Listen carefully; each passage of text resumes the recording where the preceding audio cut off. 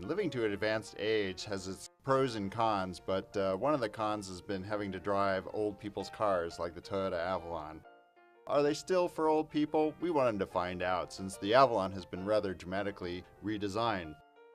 So we gathered together 6 cars that compete in the class with the Avalon, including the new 2014 Chevrolet Impala, the Chrysler 300S, the Dodge Charger SXT, the new, all-redesigned Hyundai Azera, a new competitor, the 2014 Kia Cadenza, which is based on the Azera, and, of course, the redesigned Avalon. We decided to take our 6 cars for the senior set to Battle Creek, Michigan, home of John Harvey Kellogg, who famously co-invented cornflakes and many techniques for keeping people healthier longer. Now, are any of these 6 cars worth living for? Let's find out. Neighbors will notice you when you drive home in the 2014 Hyundai Azera. As with a number of recent Hyundais, the car is a looker, with just enough muscular curve and exterior bling to stand apart in the commuting parade. We were certainly impressed with the interior. The dash looks like it's been upholstered with genuine robot skin, zooming you to the future with majestic sweeps of pseudo-metal and faux carbon fiber. It's a layout that doesn't assume you're 6 feet tall either. The dash top is low and the gauges and steering column point up from below, so outward visibility is excellent and a strong sense of command develops. Everything about the Azera says yes.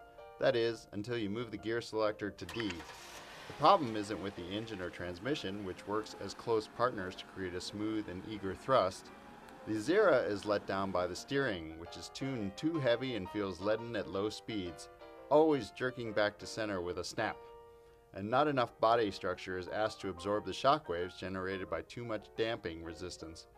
The result is a continuous crash and reverb over the smallest bumps. Call for the brakes, and the answer is weak. Hyundais have been improving, but we'll keep saying this until it changes. The company can't be taken seriously by our crowd until it fixes its driving experience. Though it finishes near the back, the 2014 Kia Cadenza is the perfect definition of a nice car. Its point lead over the Azera is substantial because Kia chose a better path for its chassis, scrubbing the Hyundai's dynamic mess down to just an annoying clutter. On the Kia, the suspension settings are softer, so every mile in a Cadenza isn't a glaring reminder of the needed spot welds and structure bracing that is missing. And Kia opted for higher steering boost, which makes the Cadenza more pleasant to wheel around in daily use. True, if you throw it hard at an on-ramp, the wheel feels too light in your palms and you end up sawing the dead rim looking for some sign of tire effort. Yet we prefer the Kia's controls to the Azera's, which is probably why the Cadenza was quickest through the slalom, even beating the Avalon. However, the Cadenza's brakes lack commitment as demonstrated by the longest stopping distance, and hard impacts still rattle the car's relatively loose rafters. Otherwise, as our editor-in-chief Eddie Alterman noted, the reason to choose the Kia over the Hyundai comes down to, quote, whether you like straight lines or curvy lines. The Kia's horizontal styling is almost Volkswagen conservative, not surprising as Kia stole its former chief designer and now company president Peter Schreier from VW Group. The 19-inch fine-spoke wheels fill their body cutouts fully, and the Cadenza, like the lesser Optima it's based on, has a lovely stance. It looks substantial and luxury from every angle. The linearity carries over to the interior. Unlike the supersonic Azera, the Kia is a law firm's conference room inside, with orderly straight rows of buttons set in generous slabs of dark gray trim meant to evoke wood. If $41,900 seems expensive for a Kia, know that some of its many optional baubles could be pruned without causing a hardship. Even so, everything you touch feels class, from the half-leather wheel to the precision gear selector. As in the Azera, the 3.3-liter V6, our mileage champ at 25 mpg, is still vibration-free and sounding hearty at 6,000 RPM as the transmission waits to execute its next seamless shift. Our takeaway from the new Cadenza is that reasons for not buying a Kia are steadily falling away. The Chrysler 300 is the car that made big sedans cool again, and it continues to look money. A lot of intangibles get invoked when staffers talk about why they like the 300. It's American, it's rear drive, and it sweeps into a parking lot like Al Pacino into a pizzeria, with purpose. If you're going to buy a car on principle, this is the one. Befitting its role as a modern-day Imperial, the 300 isolates the passengers from bumps with a more compliant chassis than the Chargers. The brakes are the 300's best dynamic attribute. A firm pedal triggers a pit bull's bite on the discs.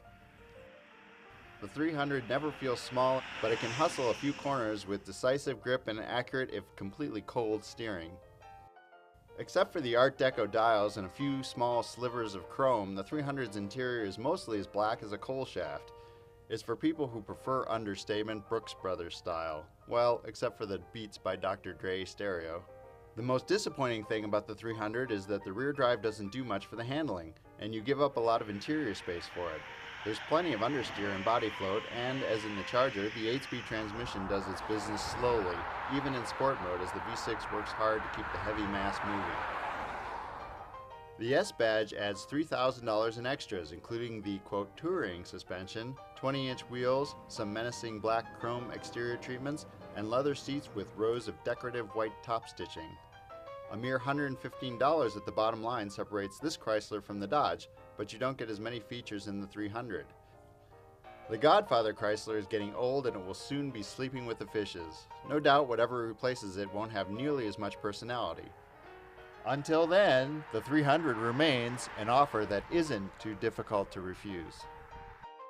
The Dodge Charger is a car for people who never plan to get old. It's for people planning to die with a Glock in one hand and a jalapeno double cheeseburger in the other. This is old school done as if there never was a new school. Compared to the 300, the Charger is stiffer and sportier, with a little more zest to its directional changes and more crash in its suspension. It feels much too large to throw around, but it does move its tonnage, the test max at 4,122 pounds, with a controlled aplomb.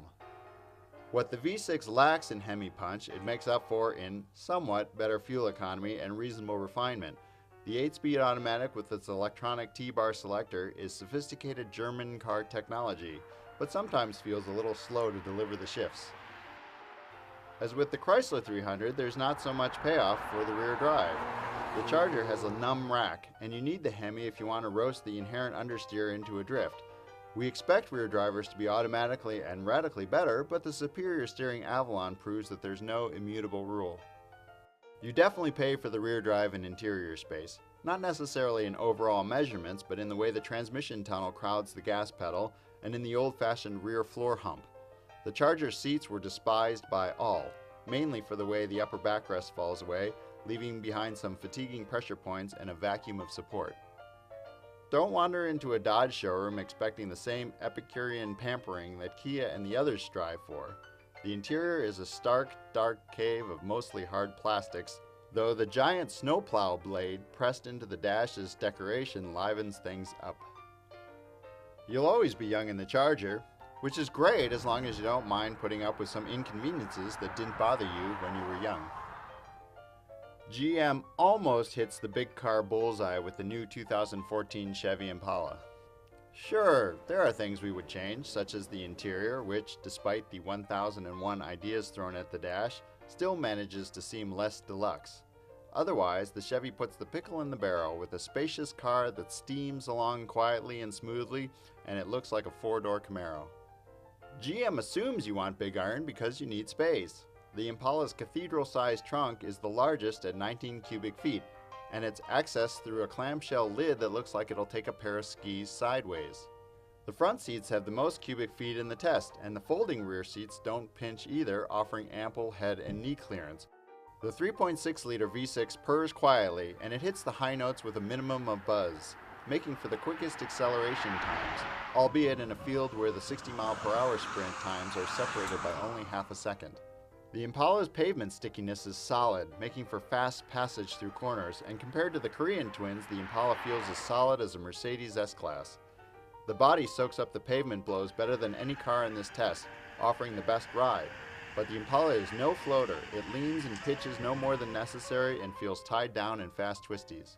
Two things we'd ask for are more steering feedback and better brake feel. The pedal pushes through a lot of sponge before finally finding brakes to engage. In many ways, the Impala strikes a better ride and handling balance than the Avalon, which has a rigid harshness to its ride. Do buyers in this class really want a stiff suspension? GM doesn't think so, and neither do we. Toyota has been in this game for a while, and it's learned a few things, like how to make a car with copious interior space, a rigid structure, and decent steering. These necessary elements all come together in the Avalon, which isn't completely ugly either, finally. The Avalon is sprung too stiffly for being the old guy's Toyota, but its suspension is more sophisticated than that of the Korean twins.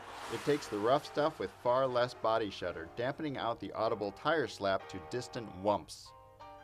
The alert steering is weighted just right between the too soft Kia and the too heavy Azera, with a more natural rise in effort as you bend the Avalon around a curve. The test Featherlight at 3,521 pounds is also the quickest car, posting the best acceleration numbers and earning strong slalom and skid pad slips. The Avalon's dash looks like an architectural student's final project. Overlapping surfaces create a deep three-dimensionality that is both fascinating and modern, though the chrome wings around the gauges remind us of horn-rimmed glasses. The scores seesaw through this test. The Avalon joins the other Far Easterners by earning high marks in the static categories of design and fit and finish, while the Detroiters do better in the dynamic categories. However, the Avalon is a shapely, gifted consensus builder, doing as good or better in all the measures, and it best fulfills our prescription for high quality and low stress in a near luxury sedan.